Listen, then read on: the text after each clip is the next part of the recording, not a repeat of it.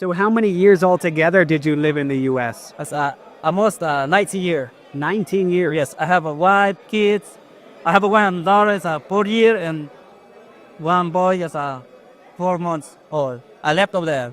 You have a 4-year-old daughter and a 4-month-old son. Yes, I left there. And they're in with your wife in the U.S. Yes, and I'm scared because now with Trump they say they have to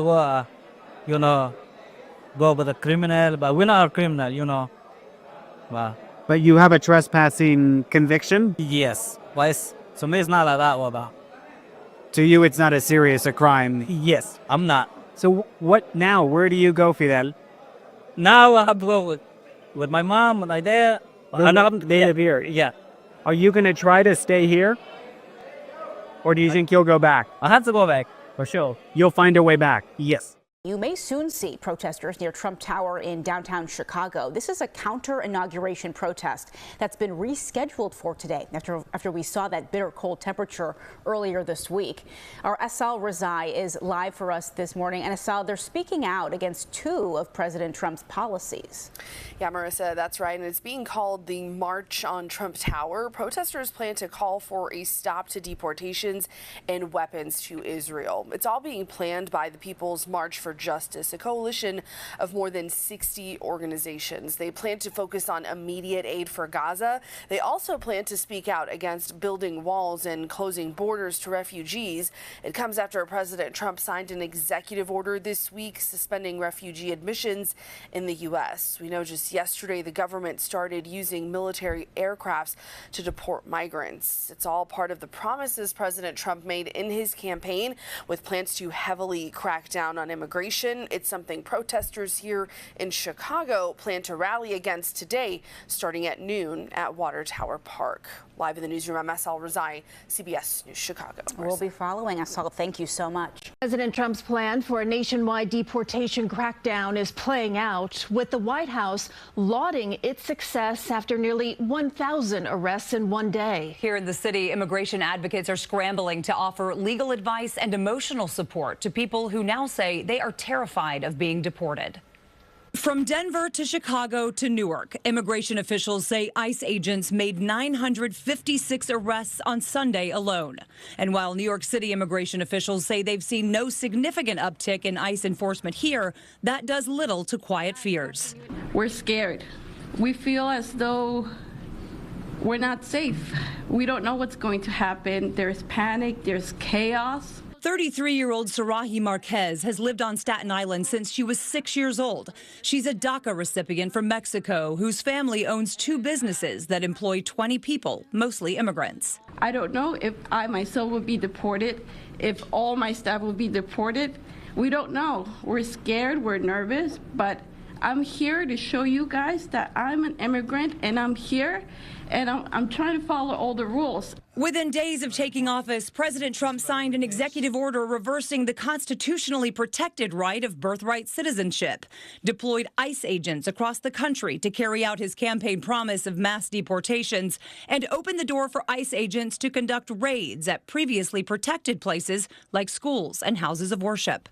The idea of a classmate being snatched in the middle of the day, or someone being taken from the bus stop, or a child's parent being taken from the playground is traumatic for everyone. Immigration advocates say people across the city are now afraid that any law enforcement officer could be an ICE agent. This administration is hell-bent on ensuring that they maximize their cruelty. The intent has always been and will continue to be chaos and panic. And on that, they are succeeding in this moment. Our best defense in this moment is people knowing their rights. Stay calm. Don't lie. Remain silent. Don't consent to the search. And if they show up to your door, do not open the door without a judicial warrant. The president's executive order on birthright citizenship has already been shot down by a federal judge who called it blatantly unconstitutional. Even so, some immigrants in the country legally say they have no assurance they won't be targeted for deportation. This is, in some ways, a big show.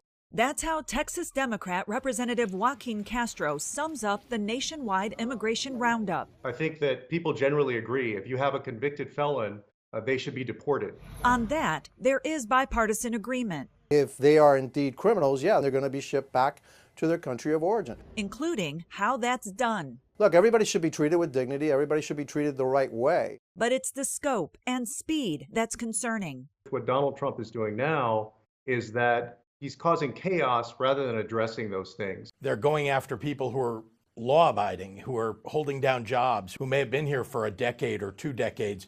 Illinois is one of several states and territories where the operations are underway. I had a 4-year-old crying, fearing deportation. The state's Coalition for Immigrant and Refugee Rights says a hotline to report possible ICE sightings has been ringing nonstop since Sunday's blitz began. Likewise for another such hotline in Arizona. We've been getting a lot of calls, text messages about different possible raids. Residents here, like those in other targeted cities, are fearful it's not just criminals the agents will handcuff. It's a wide net seemingly being casted, and inevitably you'll have effects of racial profiling and upsetting a community that would otherwise collaborate with law enforcement. I'm Laura Aguirre reporting. He wants the president to let his wife stay in this country. He tells me their 11-year wedding anniversary is on Friday and that his wife was in the process of getting her citizenship. This is an exclusive first look at one of many ICE raids happening in South Florida Sunday. This one happening in the neighborhood of Brownsville. They went up in there and did whatever they wanted. They turned off the cameras, excuse my language, and then they took my wife. This man who wished not to be identified says his wife is from Venezuela and has lived in the United States for a few years. She was one of 3 people taken from this home. I'm told the 2 others were men who worked in construction. You see them here. This video, only 1 minute and 52 seconds long, we do not see his wife being removed from the home. But this is a picture of her that he keeps in his wallet. Her name is Vianis Ramirez, and he says she was in the process of becoming a United States citizen. She already had a court date. She was good. Everything's good. He just came and they snatched her. These are pictures from the Department of Homeland Security detaining other undocumented men and women in Broward County. It's despicable what they're doing right now. It's very embarrassing. President Donald Trump arrived at his Trump National Golf Resort in Doral Saturday, set to host GOP leaders for a conference. This man hopes this message makes it to him. If I get a chance to talk to you, man, yo, please, man, let's work something out. So you, man, let me keep my wife here in the United States, man. She deserves to be here, man. ICE reports nearly 1,000 raids in the country on Sunday alone, which is up from just under 300 on Saturday. Here at the detention center in Miramar, things have been quiet for several hours, but we will continue to monitor this situation and bring you the developing news on raids in South Florida as they happen. In Miramar, I'm Chelsea Jones, CBS News, Miami. Actually, in these past 2 weeks, it's been very active. We've been getting a lot of calls, text messages about different possible raids. Melina Arellano says false reports of raids in the valley have infused fear. A lot of uncertainty, right? Like, what is next? What's going to happen? She works for Puente, a community organization providing resources to the immigrant community. So here we have updates of executive orders. They've launched a hotline to report and alert people of any ICE raids taking place in the valley.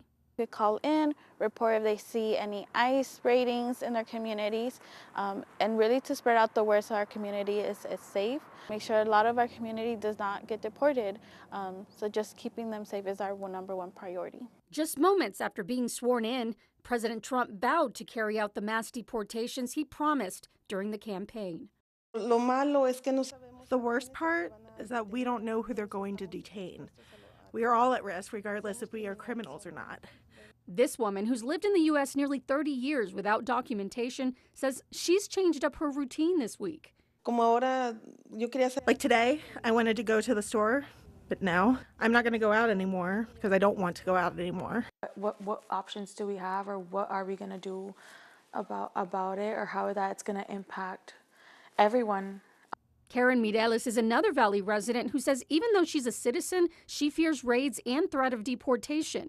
Like me as a parent, like, do I feel safe taking my kid to school? Do I feel safe that they're going to protect our children? For now, no one knows if raids will happen in the valley, but Puente says they'll be ready if it happens. we are going to take care of each other. Arellano says if they are alerted of a raid, one of their members will go, serve as a witness, and offer any help that they can. Brenda Lipinski, 12 News.